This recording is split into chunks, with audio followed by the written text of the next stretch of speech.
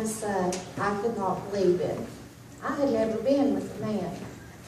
Then the angel Gabriel told me that my son would be conceived of the Holy Ghost.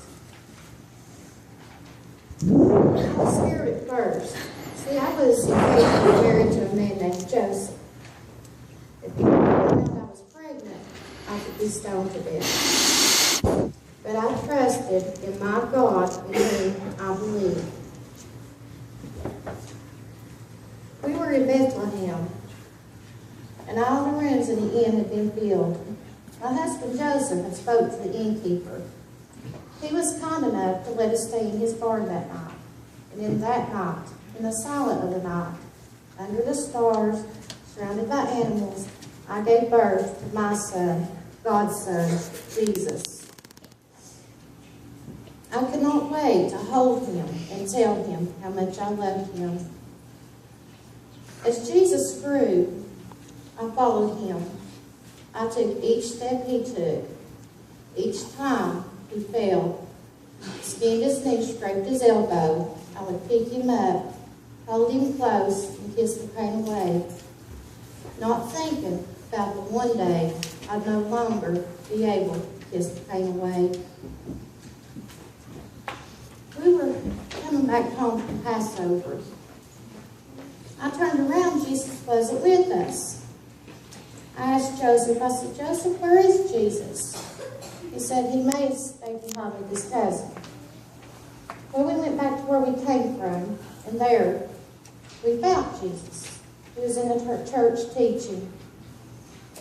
I asked Jesus why he did not come with us, why he stayed.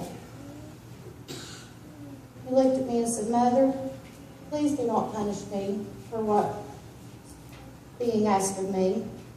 And he told me, he said, I am about my Father's business. I had to be reminded that very moment of why Jesus was here. He was here to fulfill God's perfect plan. My heart did break and rejoice at the same time that day. Now, as we come into our home, we'll no longer see his hands working at his Father's trade. The kind words come out of his mouth as he teaches. His heart, how he loves so true and so deep.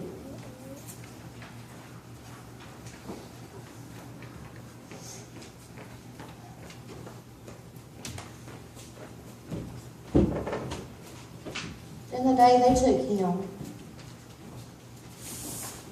I just prayed for God to give him strength. The crowds, the soldiers, we watched, we studied, and we listened. Each time we'd ask the soldier a question about Jesus, they would just dismiss us.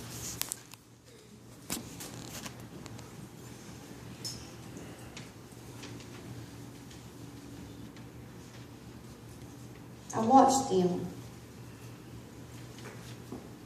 studied them, kept listening. The mocking soldiers kept mocking.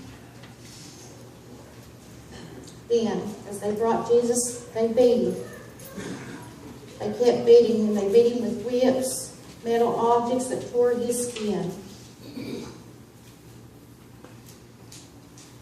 I just prayed to God, God, please, please help him be strong. Please give him strength. As the blood dripped, they whipped him. I wish I could have just took my body and covered his and took his pain away, but I couldn't.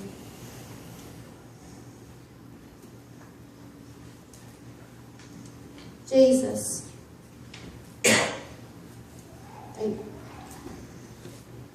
Jesus with Pilate on one side and Barabbas on the other. Set Barabbas free and crucified Jesus. These people were the same people that watched Jesus, followed him, watched him do miracles, yet they wanted to crucify him.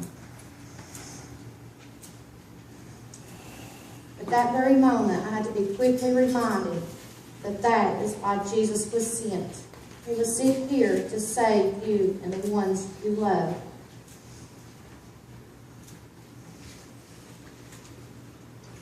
as they whipped him, carrying the cross.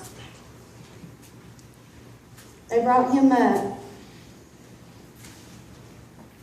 nailed his hands and his feet to the cross in the middle of two thieves who had stolen. One began to mock him. The other said, "Leave him alone." Jesus said, "You will be this day in paradise." Then he looked at John and me and said, "Mother, behold your son. John, behold your mother."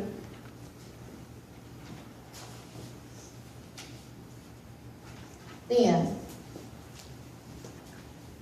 he yelled, "Father, forgive them, for they know not what they do." As Jesus gave up the ghost, the sky grew dark, the wind began to blow. Then the soldier pierced his side.